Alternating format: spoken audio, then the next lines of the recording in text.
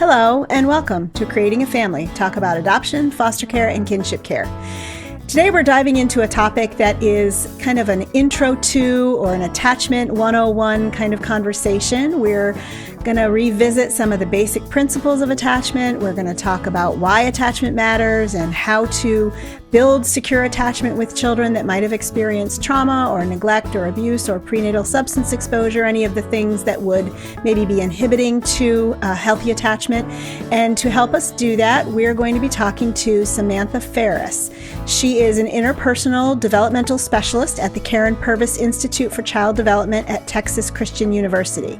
She's going to be drawing on both her professional and personal experiences to help us talk about this topic and explore what strong, nurturing relationships can look like and how we as adoptive, foster, and kinship families can get there. So welcome, Samantha. We're so glad to have you with us today, and we're excited to dive into this topic today. Thank you so much for having me, Tracy. It's an honor to be here. We appreciate that. How would you describe attachment in the simplest, most hopeful way for a caregiver who's either new to the ideas of parent-child attachment or who may be kind of walking through a really hard time and is feeling overwhelmed and aren't sure where to restart or kind of dig deeper and recharge themselves? Yes, absolutely. So attachment in its kind of most basic form is what we would refer to as an enduring kind of psychological or emotional bond between a child and their caregiver that is developed through patterned interactions over time. The key word here being pattern. So we'll talk about this a little bit later, but these patterns can look really different. There are different types of attachment patterns, which we may or may not get into later on. But I think fundamentally, when we're talking about attachment is really a function of survival. Infants, babies all across the world from all of history, right, learned the best ways to keep their caregiver or caregivers close so that those caregivers could keep them safe, right, keep them alive. So attachment is fundamentally a function of survival and to help that baby stay close and connected so that they live and develop. And so I think that's really important to bring ourselves back to, is this is a survival function based in really brilliant adaptations that babies made to stay close and connected to their caregivers. Sometimes we refer to attachment as a dance between a parent or caregiver and a child. And again, this is a process that's developed over time through patterned interactions. So can you walk us through that dance, kind of the attachment cycle and how it may typically develop during infancy and early childhood?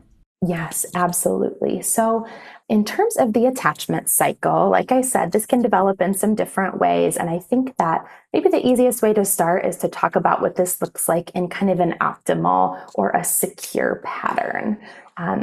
So I like to think of attachment, if we think of this a circle, right, this kind of cycle, where at the top, I'll kind of talk about this in reference to my experience with my toddler. I have one biological child.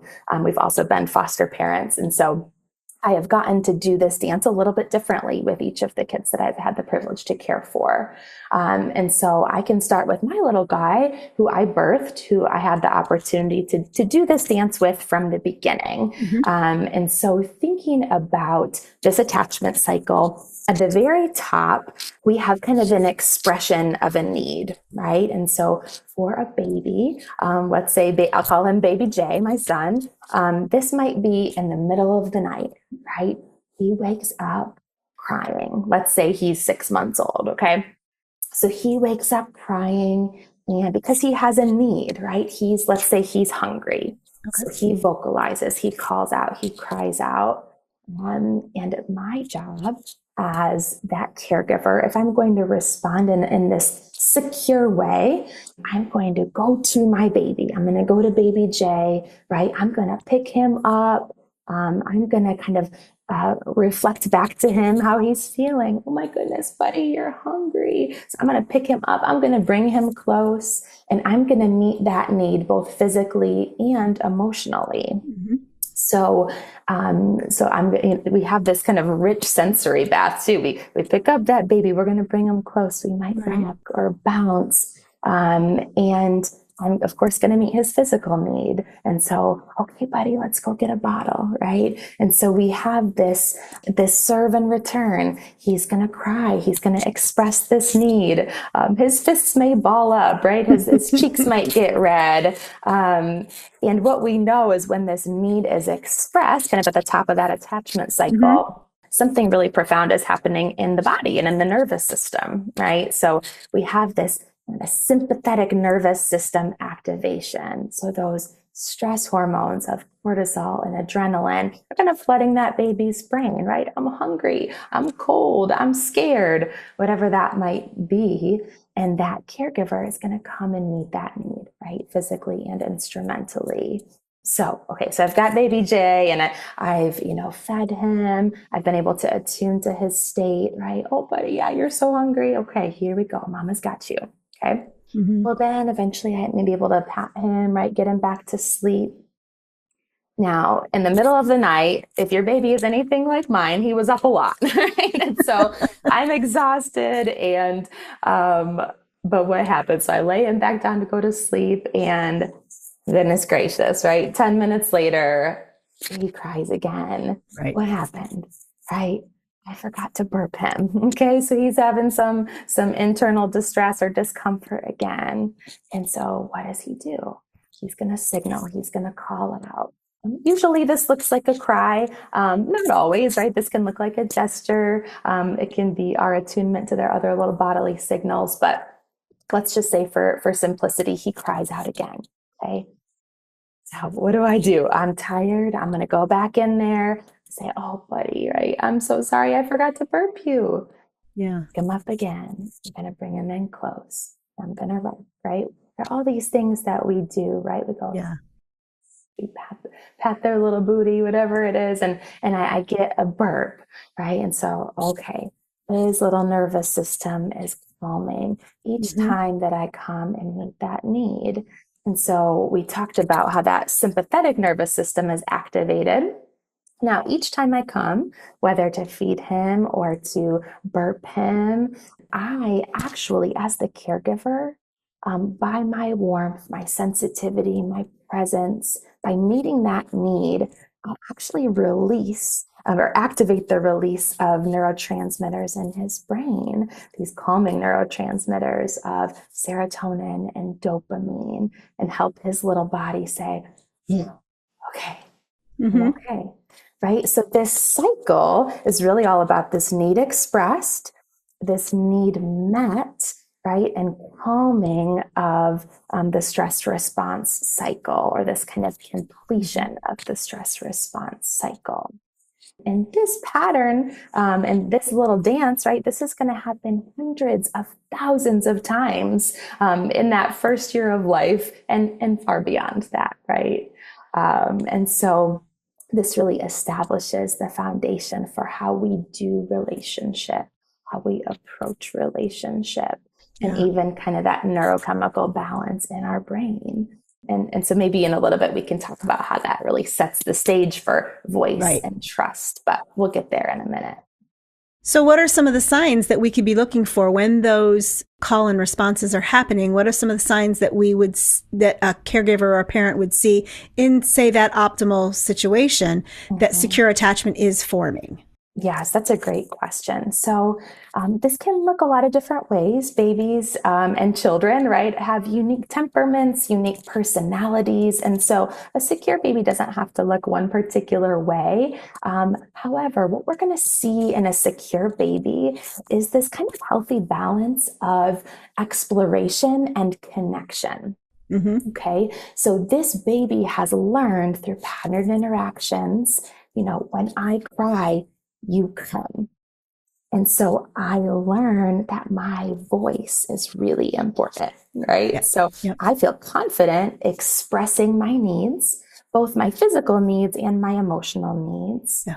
And so I can feel confident to go out and explore the world, right? I can venture out utilizing that caregiver as a secure base, because guess what? When I venture out and something goes wrong, because it will, right? I know who to run back to, right? Yeah. And I actually got to witness this, knowing that I was going to be having this conversation with you over the holidays. I got to watch my grandsons venture out and explore the space around them. We were in one situation, we were in a huge family gathering, and the little guy was in the middle of this big crowd of all these adults adoring and fawning over him. And he got a little freaked out, and he immediately started looking for mama, and he crawled right to her. Yes. And as soon as she picked him up and held him close, you could see his whole body calmed. Yes. It was really fun to see that. You know, in light of knowing that this conversation was coming, it was fun to see that in action and go, oh, there's the attachment cycle going on in healthy ways. And how many ways, how many times even in that day or in that hour did that dance happen, the serve and return? And what we know about secure babies, right, is that when they feel safe, their attention is toward the environment, the physical environment, the social environment. How can I explore and master the physical and social world? And then when they're in distress, their attachment is toward that attachment figure. So we see this, again, this balance of connection and exploration in a secure baby or child. We also see this kind of transparency in a secure baby or child. So this baby has learned over time that my voice matters, because even when I cry in the middle of the night 30 times, my caregiver comes, right? I learned I must be pretty darn important. So I learned to have a voice. I learned I can trust that the people that that are entrusted to care for me are in fact going to meet my needs. I learned that my full self is acceptable and delightful to my caregiver. So a secure baby feels confident to express their full range of emotion, whether they're sad or mad or confused or overwhelmed or, happy or excited. They feel confident that they can bring that full range of their inner experience to their caregiver. And so a secure baby or a secure child, they're transparent. What we see on the outside is what's happening internally. If they're mad, they're going to show mad. If they're sad, they're going to show sad. If they're happy, they're going to show happy. And one thing that's really beautiful, I kind of set the stage for this, but in terms of those repeated, that cycle that happens over and over, this baby gets the experience of having their nervous system co-regulated all the time. Distress to calm, over and over and over. And so this baby is going to learn ultimately over time, I will be okay.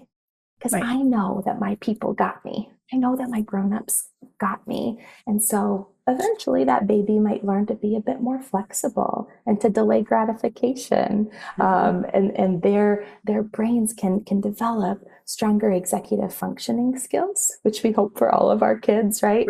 And thinking through the impulse control, organizing. There's so many things that go into executive functioning. But if I had that foundational safety in the lower parts of my brain, I can eventually develop those stronger skills of kind of flexibility and responsiveness based on whatever environment I'm in.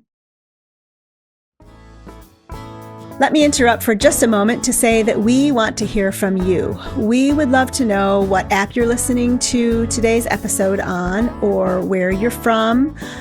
We want to know where in your adoption or foster care or kinship care journey you are. What are you most interested in when it comes to topics around adoption, foster care, or kinship care? And why you listen here at Creating a Family. What makes you keep coming back and listening week after week? If you go to the link in your podcast player or to the link in the YouTube show notes, you can tell us what you think and tell us what else you want us to know about you, our listener. This information helps us craft a path forward, and it also helps us connect to and engage with you, our listeners, because you are really the ones that matter in this conversation. Thanks so much, and let's go back to the interview with Sam.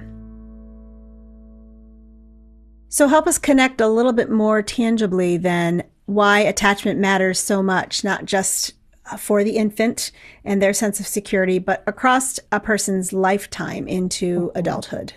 Yes. So what we know about attachment is that it really sets this blueprint for how we learn to do relationship. And so, like I referenced earlier, there are kind of 4 patterns or classifications of attachment. So of course, we've been talking about the secure pattern, but there are other ways that this cycle can go, depending on what pattern we come from. But in each kind of pattern, this is going to look a little bit different. And what it does, though, regardless of the pattern, is we learn to do this dance. We learn how we can stay as close and connected as possible and as safe as possible in relationship. And so based on those early experiences, our brain is really wiring around those experiences. We know the first 3 to 4 years of brain development really set the kind of foundational architecture for the brain, not just attachment for many things, but we learn to kind of internalize what, John Bowlby would call like an internal working model of the world. I learn how to approach relationship. I learned, to perceive the world in a particular way, how to perceive adults and others in a particular way. And this becomes kind of the way that I mentally represent relationships based on kind of which pattern I come from. So moving into the community that we are servicing and supporting, what happens in the brain or in the nervous system when a child's not securely attached or is chronically disconnected? Yeah, that's a great question. And so if you remember that kind of circle or the cycle we were talking about, what can happen is all of our babies are going to express needs. And when I'm saying babies, I'm referring to 6 months olds, 16-year-olds, right? So I'm going to use baby kind of universe. All the babies, whether they're 2 or 22, right? So that baby is going to express a need. But what happens, and again, this is going to look a little different depending on what pattern we're talking about, what that caregiving history looks like.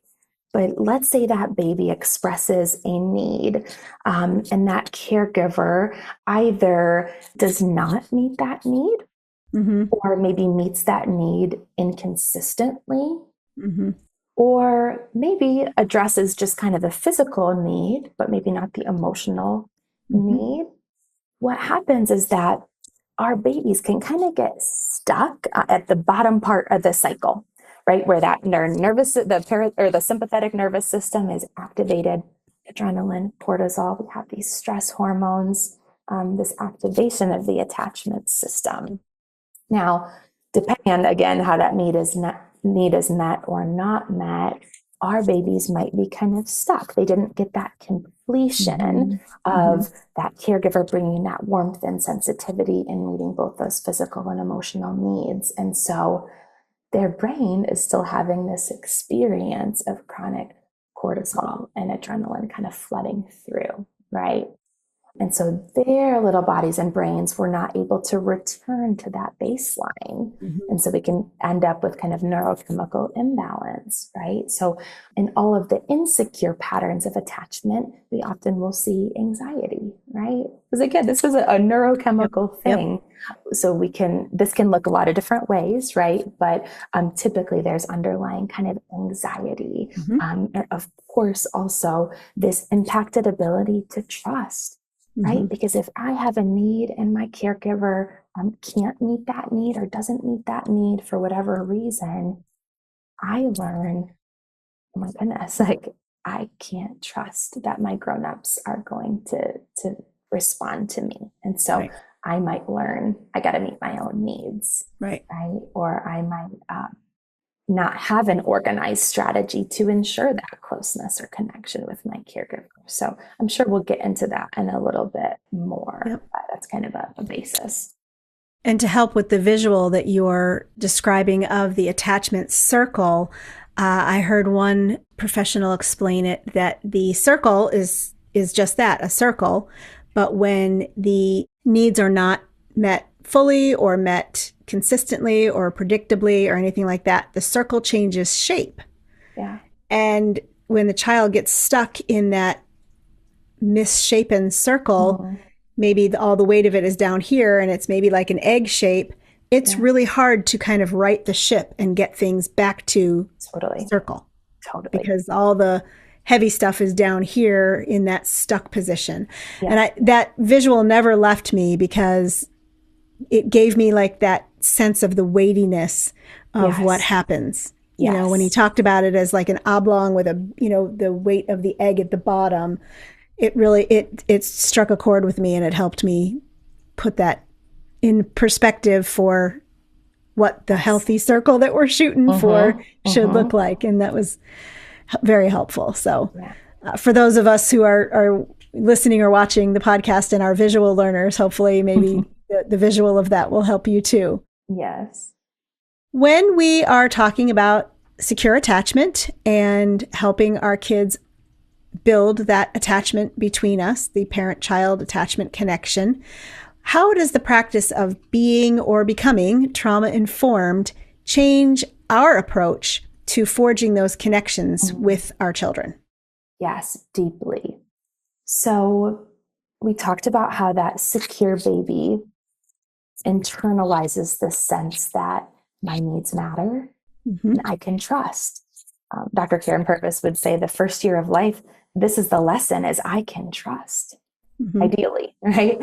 Now, for those of our kids who many of us are caring for, who did not experience that optimal secure attachment cycle, and many of us ourselves, right, may have not experienced that optimal attachment cycle.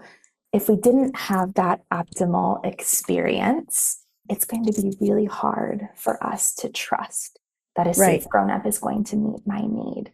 Right. It's also going to be really hard for me to believe that my needs are worth meeting, right? And so if I didn't have a voice and I didn't have choice, the way that our babies' brains, all babies' brains develop is what we call in this egocentric fashion, which sounds like a negative thing. It's not. It's just how we develop. Right. We interpret external events as having been directly a result of who we are. Right.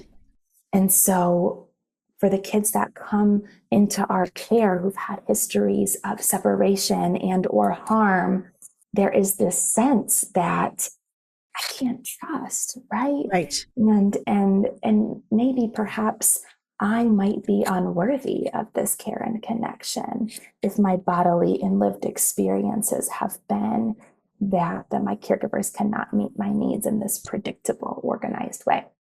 Yeah, they take it to mean that it's something about them. Exactly. I'm the fault here. Yes, exactly. And so if we are going to adopt a trauma-informed lens, we have to be very developmentally and biologically respectful. We have to move at the speed of trust, and trust takes time. In an optimal, secure, healthy relationship or attachment, that baby, it takes about 12 to 18 months with a particular caregiver for that attachment pattern to really be consolidated. Right. Okay. And so many of the kids that we are caring for experience disruptions prior to that time, right? Many of them were not afforded the continuity of a caregiver for 12 to 18 months. Some of them were, right? So this depends so much, on the child, but we have to be really curious about their attachment history.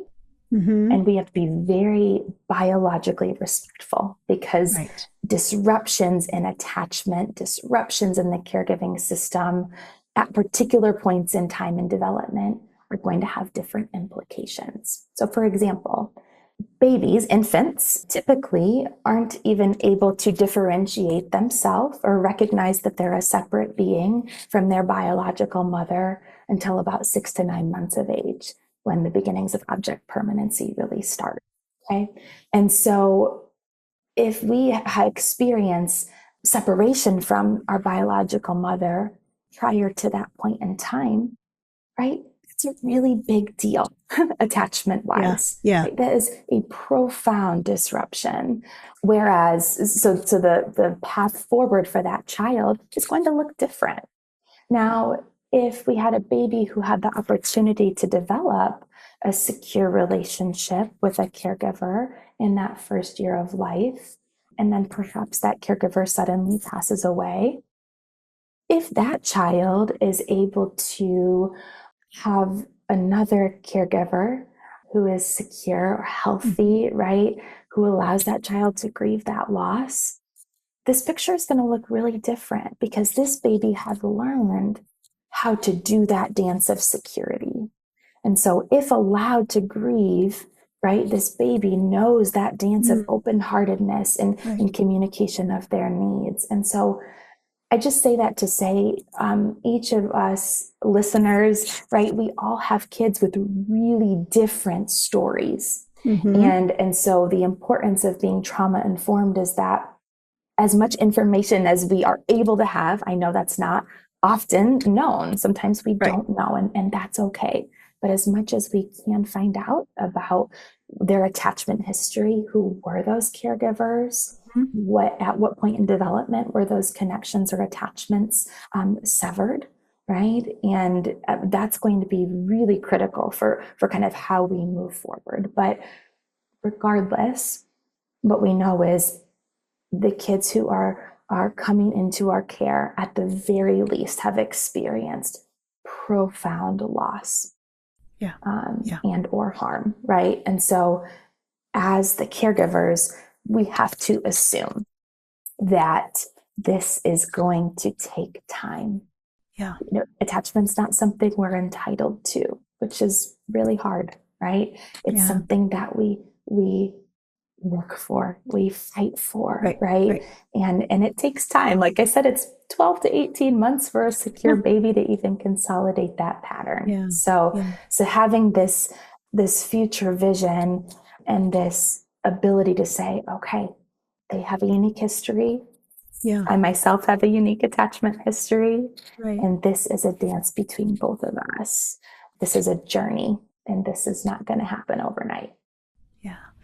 And settling into that is greatly aided and supported by holding your expectations for what attachment could or should look like very loosely, especially while you're still getting to know this child and understanding how their history prior to coming to your home has impacted their ability to attach or their capacity for attachment. What are some of the common signs that we might be looking for to know if our child is struggling with attachment? Great question.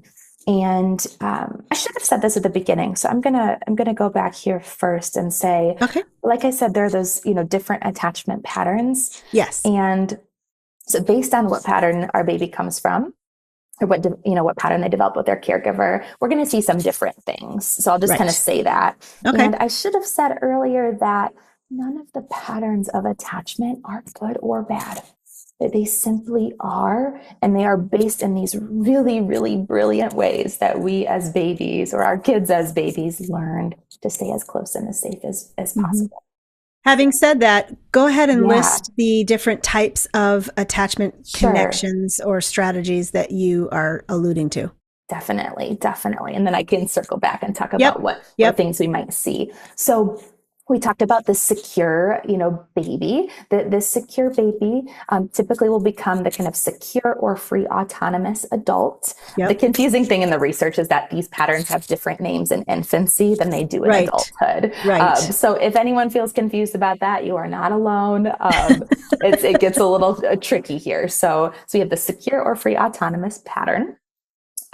We have the anxious avoidant baby, which would be called dismissing in adulthood. We have the anxious ambivalent baby, who would become preoccupied or entangled in adulthood. And then there's a separate classification that is called disorganized. And this gets a little tricky because a baby who maybe has some attachment disorganization would also be given a stable classification underneath. And so I'm not sure we're going to get into those nuances today, but just know that the disorganization can happen when there's this harm or threat of harm typically, or severe neglect.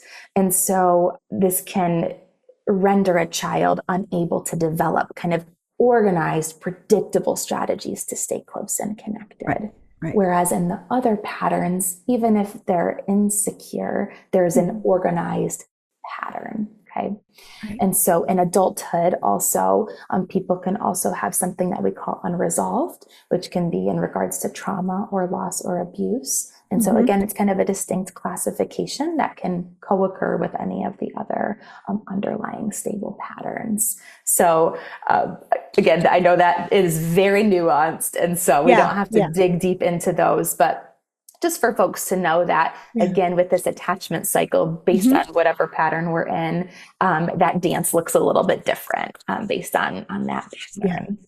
Great. That's a great way to kind of give that overview. And if people are interested in learning more, there's certainly many, many resources out there for learning about the different attachment styles and where you might fit as your history comes to the table, and then what you might be seeing in a child that you welcome to your home. So go ahead and talk about some of the common signs that maybe a child is struggling to attach or is not securely attached.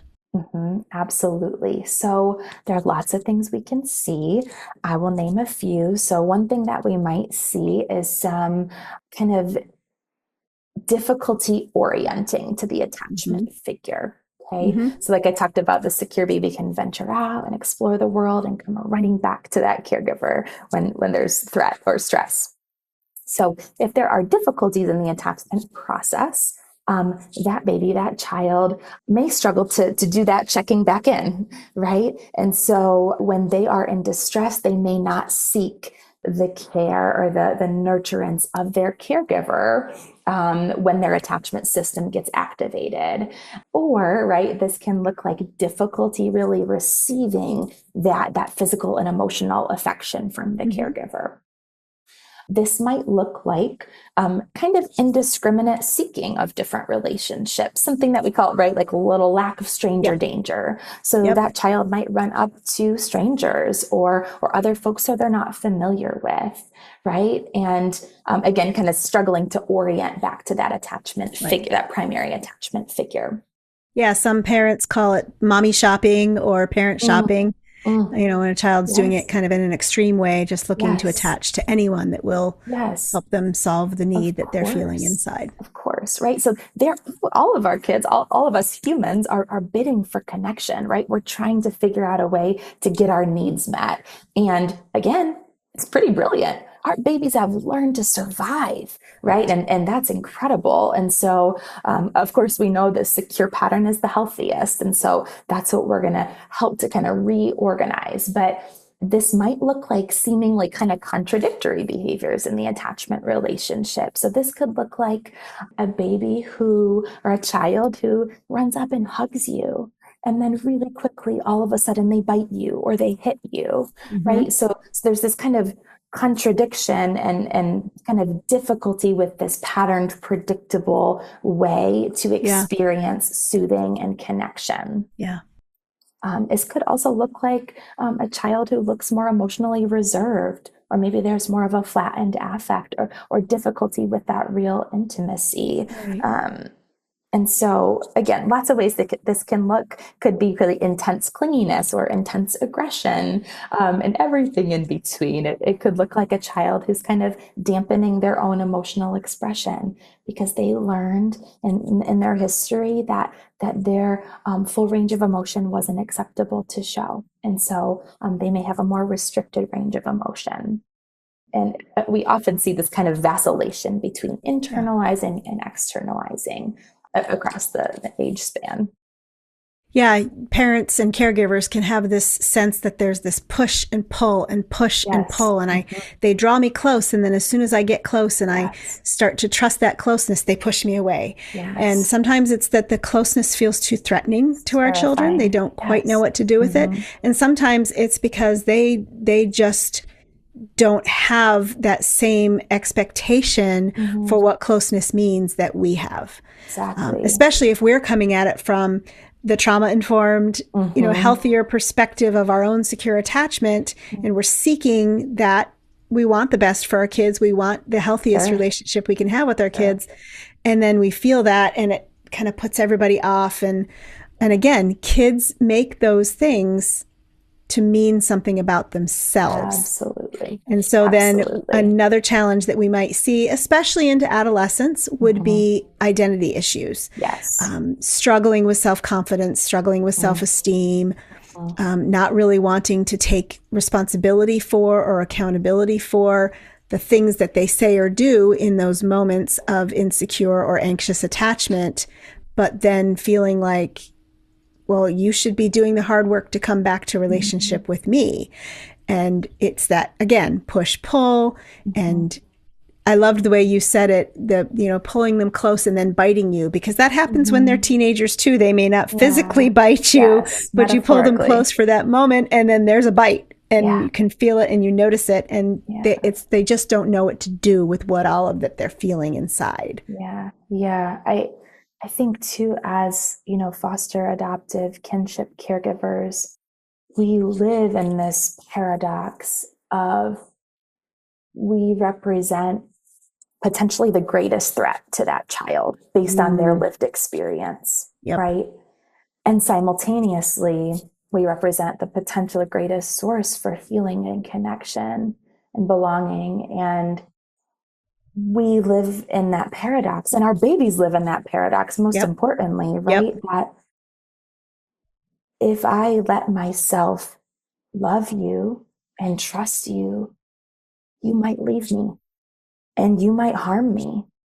Because if that has been my lived and bodily experience, I'm terrified, of course, right? And so I think really stepping back and saying, like, any inkling that I get from my child of them moving toward me, that is a massive risk that child is taking. Right, right. And I will just never not be moved by that. Like that, to risk loving and being loved again after profound harm or loss is just, that just will never be lost on me. And I hope that this recognition for us as caregivers to say, I have all this love to give, right? I adore this kid. I want the best for this kid. And I deeply desire this attachment relationship.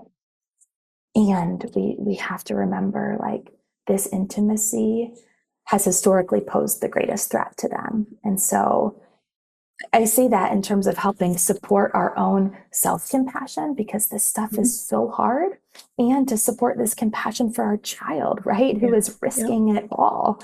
And so I just think that's always important for us to center and remember. Such a great reminder. So good. Yeah. So when a child comes to us with that history of interruption between them and their primary caregiver, or that history of instability or neglect, what are some of the things that we can do to kind of right off the bat establish a sense of safety and start laying the bricks for the foundation of trust? Yes. Great question. Obviously, the way that our kids come into our care looks really different. If you have had the opportunity to know that child before they come into your care, or build some relationship with them prior, that's really ideal. And I know that doesn't often happen. Right.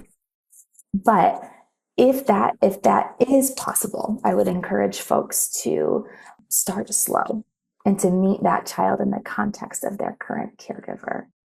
So that there's this bridge between caregivers, and we go slow. We go slow. Because again, if we could be potentially really terrifying. And even with, sometimes the intensity of our deep desire to connect, the intensity of the intimacy is too much right away. And so this might look really different depending on the age of your child. But again, as many reps and as kind of slow connection as we can build over time prior to placement is ideal. Again, not often possible if that child comes into your care and it's the first time you're meeting them. In either of those scenarios, what we want to do is we want to lower ourselves into that child's line of vision. Okay. simply thinking power, right? Right. Leveling power dynamics. How can I make myself less threatening? Of course, I want to seek eye contact and be able to reflect warmth, and to be like, hey, buddy, right? I want to be gentle in my tone. I am going to seek eye contact now. If they reciprocate that, wonderful. If not, that's okay. We don't, we go at their pace. So if they give eyes for a second, great. They look away, we look away. Awesome. I might have some sort of object or artifact ready. This might be a stuffed animal. This might be a snack.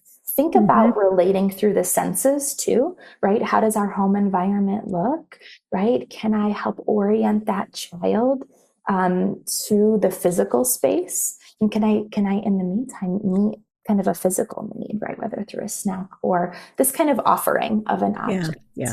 That kind of shared attention to say, whoa, like, I thought you might like this. I think it's really, really, really important. This might look different depending on the age, but if we have older kids with language, right? I think we must say, right, and acknowledge what their experience might be in that moment. And not that we assume, but we might wonder and say something like, hey, buddy, like, my name is Miss Sam, and this is our house, and I imagine this is probably really, really scary and overwhelming for you right now. And so my job, right, is going to be to help you feel safe. And I know that's going to take some time. So I want to kind of show you around our house. I want to show you some of your things that I have ready for you and where you'll be staying, right? I want to show you where the bathroom is. I'm going to show you where the kitchen is. I'm going to introduce you to the people that live here, right? We have to be willing to name the fear, the pain, the overwhelm, the sadness, the grief that this child is experiencing. Okay. And not try and fix it. And just not try and fix it. Nope. Just acknowledge it, be there with them through it. Exactly. And, even say, hey, buddy, I know this really stinks. Yep. 100%. And I'm so sorry that you're going through it. Yep. And I'm just hoping that you'll let us go with you through it. Yep. Yeah. And whatever this looks like, and for however long you're going to be here, my job is to keep you safe and to meet your needs the best way possible. And I, whatever questions you have along the way, right? Like, I'm going to kind of be your person, right? And that, especially at meeting, that's going to set a really important stage, get us off to a start. Yeah. And again, I keep coming back to this idea of like slow and respectful. I also sort of laugh at myself when I say that, because I know from experience that those first days feel anything but slow, right? It hits the fan and you're off running. But what I mean in terms of slow and respectful is relationally. Right. It's this invitation. It's this bridge.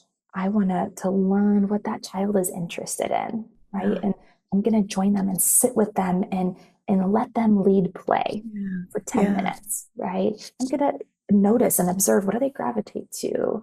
What are they moving away from, right? Are their pupils really dilated? Are they scanning their environment? Again, like I said, we can pretty much assume, we can pretty much assume that this child is grieving and terrified. Yep. And so looking for their unique bodily signals as you kind of welcome this child into your care over time is really important. And I will add, it sounds silly and maybe the obvious, but if this is a young person, like puberty age and older, have snacks and water. Absolutely. Lots of snacks, whether it's homemade cookies or a basket here. Hey, buddy, here's our kitchen, and this is your snack drawer, and you can go in and eat whatever you want, whenever you want. Snacks are on the house all the time. Connecting with kids at that age and stage when their bodies are just demanding so much fuel. And then this stress just demands so much more fuel. And it's just so vitally important that we recognize that. and always offer that first as soon as we can in just a warm and gentle way. Yep. Yeah. And we know that our kids who come into our care, if they didn't have that optimal, secure attachment cycle, the kind of neurochemical balance in their brain is going to be a little bit different and maybe more sensitive to spikes in blood sugar and dehydration and sensory processing. And so I love that idea, Tracy, because we can set up our environment in a way that is structured and predictable and sensory rich so that we can see what our kids are gravitating toward and help support their physical body, right? Their physiological needs while we begin this long-term dance of attachment, right? Right. One final interruption to tell you about our library of free courses thanks to the Jockey Being Family Foundation. If you go to bit.ly/JBF support, you can see 15 free courses that we offer thanks to the support and sponsorship of the Jockey Being Family Foundation. Each of these courses are designed to strengthen your family, build your practical parenting skills, and give you tools to help you raise your adoptive, foster, or kinship family. Again, that's bit.ly/JBF support.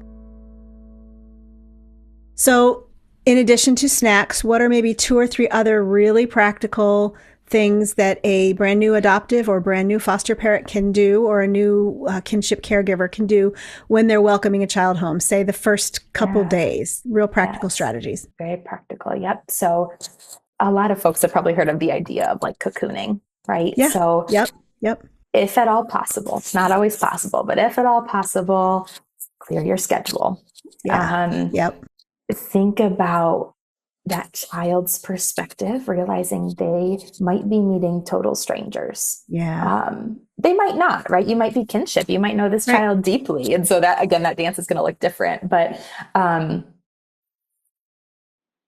do your best to simplify your schedule and create kind of patterned, predictable routines.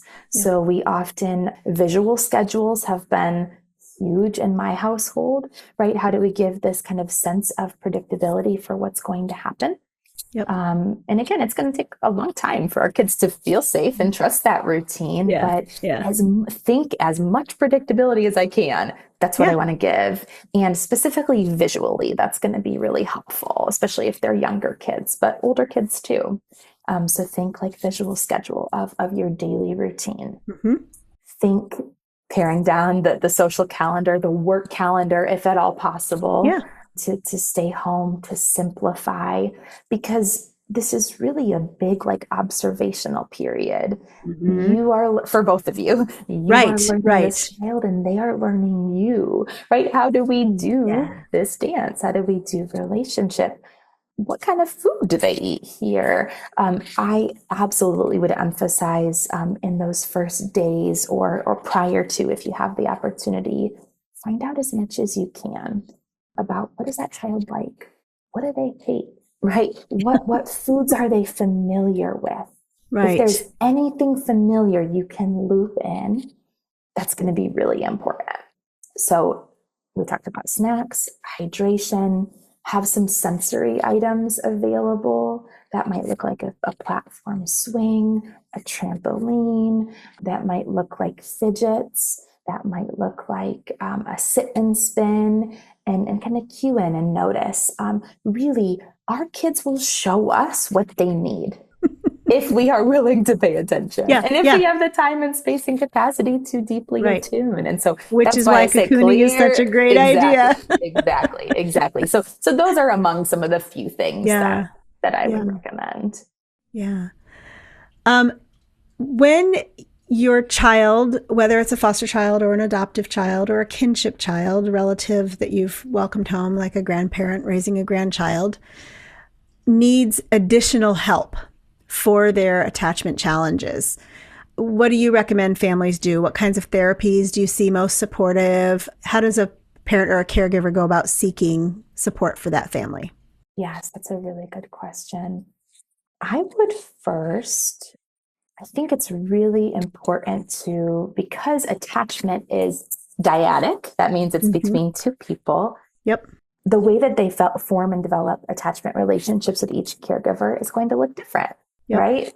Based on our own attachment history and theirs. And so first and foremost, if you are in the process of becoming licensed for foster care or adoption, you're in the early phases of adoption, I would really recommend you take some time reflecting on your own attachment history. Mm-hmm. How did your caregivers attune to and respond to your needs, both physically and emotionally?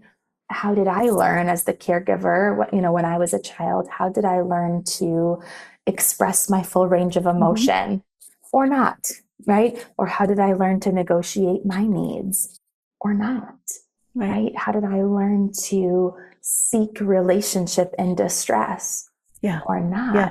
Yeah. And so that is a really critical first part of this attachment dance, because the attachment pattern of the caregiver has a heavy influence on the pattern that child develops with you specifically. And so this is the hardest work. I'm just going to say it right now. This is the hardest Self-work is the hardest work. Self-work is the hardest work. And so I think it's really critical so that we're not thinking, I'm going to send my kid to therapy and they're going to fix their attachment stuff, right? That's not realistic. That's a great segue. Yep. That's a great way to do that. Yep. So first think my own work. So that might be seeking individual and or couples therapy if you have a partner with a therapist who specializes in attachment. There are a lot of wonderful resources that I think you'll get to, Tracy, but also, so think that me work first and then think dyadic. Okay. So again, we can't send our kid to therapy and hope they're going to get better attachment wise, right? Fix them. Unfortunately, right. We gotta be part of the process. And so think methods like TheraPlay. Okay. Think TBRI. That's probably not a surprise given where I work, right? But think infant parent, child parent psychotherapy. Those are just a few, think circle of security, just a few. But the thing I want to hit heavy on is emphasizing the dyad or that specific relationship, because you're going to need help and support recognizing this new baby's cues. You didn't have that experience with them from the beginning to know, oh, this little wiggle means they're hungry, or this cry means their diaper's dirty, versus this cry means they need me because they're cold, right? We can do that thing of differentiating these signals when we've had that early history. And so it's okay. You're going to need help to understand and decode some of those cues that this child is going to have when they're trying to get their needs met through your relationship with them. I would add that when you are seeking therapy for an older child, especially if they're new to your family or new to relationship with you, be very respectful of the fact that they may not want you in that therapy room, especially not to start. And that's okay. Because yes, the dyadic element of that is crucial. It's so important that we have that support for both of us as we're building this relationship. But it's also really important that they have a safe space. But I would also add to that, it's really important to look for a therapist who does support that and will, especially when there's an attachment wound, turn the child back to the parent, the child back to the parent over and over and over again, which is why family therapy and parent-child therapy is so important. We do have a fantastic resource page at creatingafamily.org. We will link it for you in the show notes. It ranges from resources to find a therapist, questions to ask when you're interviewing a therapist, why it's important and necessary for parents to be involved in therapy.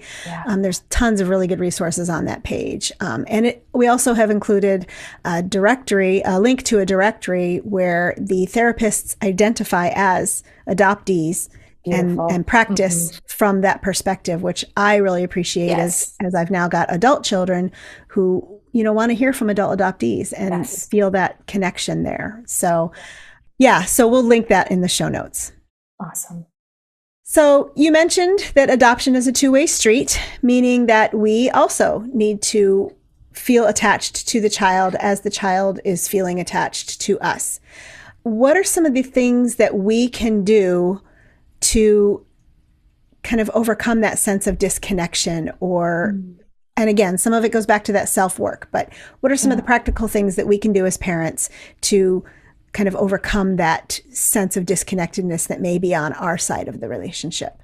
Sure. Yes. It's such a profound one, because this is the reality for so many of us, understandably, right? Yep. This is relational work is hard. It's messy. It's a journey. And I think you kind of spoke to this already, Tracy, but one of the most important things I think as foster adoptive kinship caregivers that we can do for ourselves to support our availability to our kids, our emotional availability, is finding our folks who have similar lived experience and can continue to affirm both our preciousness and the preciousness in our child, and name and identify the remarkable effort that both of you are making in that relationship. And so that experience, I know just personally in my own journey, it's been really important for us to center the voices of former foster youth and of adult adoptees, as well as seeking professional help from folks with lived experience as either or both, adult adoptees, former foster youth, and or foster adoptive kinship parents, because that shared space of being witnessed, being seen, being held psychologically, right? That experience of I'm not alone in this thing is going to help keep my heart open toward my child and help sustain the bumps and the roller coaster that is inherent to parenting.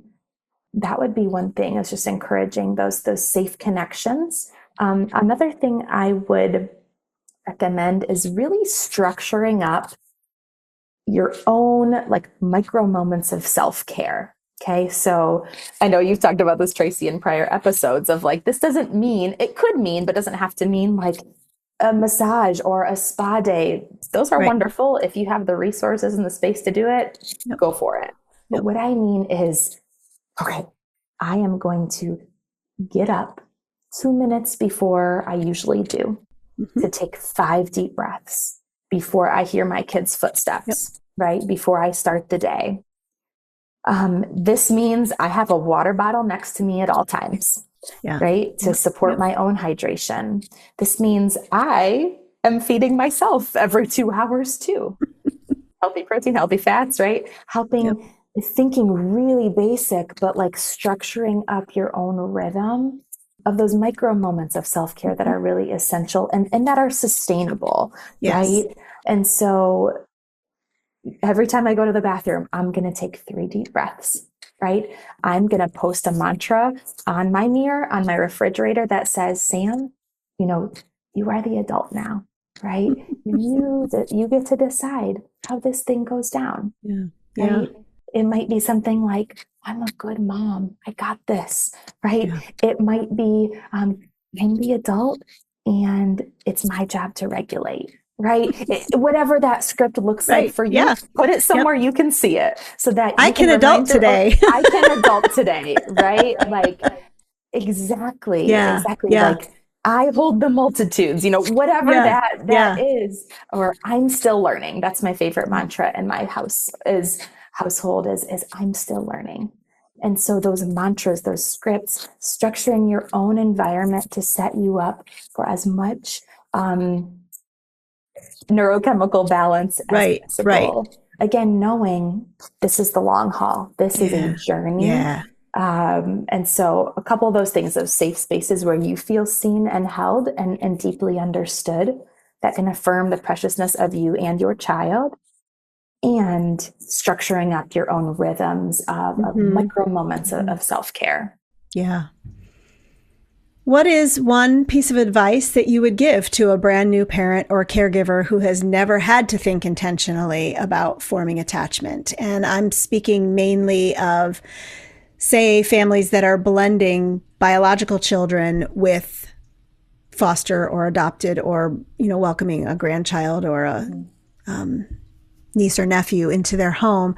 And so they've done the bonding and attaching just as a matter of course, a matter of natural relationship that already existed, but now they're choosing an intentional path towards secure attachment. So let's kind of end on some good advice that you would give to those parents. Yes. Some advice I would give is this understanding that relational trauma can only heal in the context of healthy relationship. So continuing to remind yourself of that is really critical. And this beautiful way that we were designed as human beings to develop, it's called like the neurosequential model, right, of development, where things develop kind of in a certain order. And so we know that trauma can impact or stunt kind of development and attachment, like we've talked about. And so what's really, really cool is if those phases were missed, our kids are going to show us that. Dr. Karyn Purvis would always talk about this parable of development, that the recovery of function repeats the development of function. And so in really, really practical ways, we can realize how our kids are showing us maybe what they missed early on, and we can go back. So my advice would be, don't be afraid to go back to the beginning and meet that need. So if we have a 4-year-old who is wanting to be held and rocked and drink from a bottle, do it. Awesome. Go there. Don't be afraid of that kind of regression. We want to both notice what our kids are showing us, right? And be willing to meet them at that place, at that developmental stage in real time. And this might look really weird or really funny to your average person who's watching. And I will just say, from a neurodevelopmental lens, from a relational neuroscience lens, you have my permission, not that you need it, but to go back, back to the beginning, to, again, at their pace, at their capacity. Go back and rock those babies. If they're 7, rock them to sleep, right? If you can, if they'll let you. If not, you sit on the floor and rock them in the rocking chair, right? That's what we did with some of our kiddos. So don't be afraid to go back in order to move forward. And that can look really practical and really tangible, and they will show you, I promise. That's great advice. So good. I think I would add to that piece of advice, not to be afraid, to be curious, and then follow the curiosity, even if it feels like a rabbit trail. You might just be really surprised what you uncover when you let yourself be curious. And letting ourselves be curious is not necessarily the easiest thing when we're feeling stressed and anxious ourselves. So it's also then observing our own internal state and saying, you know what, I am feeling a little anxious, I am feeling a little stressed, but this curiosity feels like it's really important. So I'm going to put my anxiety and stress aside for just now. I'll deal with it in a little bit, but I want to stay on this track of curiosity, and I want to wonder about what's going on and why they're behaving this way. All behavior is communication, right? And a reflection of an unmet need or a lagging skill or a problematic system. And that curiosity is going to take us a long way, a really long way. Well, Samantha Farris, thank you so much for your time and your curiosity and your willingness to give us this overview of what the attachment cycle looks like and how to step into it and help mitigate and remediate and lead our kids towards healing. Understanding the attachment cycle is really good for anyone who's raising a kid, but it's even more imperative for those of us that are raising kids who've experienced trauma. And so understanding it and then learning some of these practical strategies to get that secure circle back on track for our kids' benefit has been, it's been a great conversation, and I really appreciate it. Yeah, thank you so much, Tracy. I appreciate it too.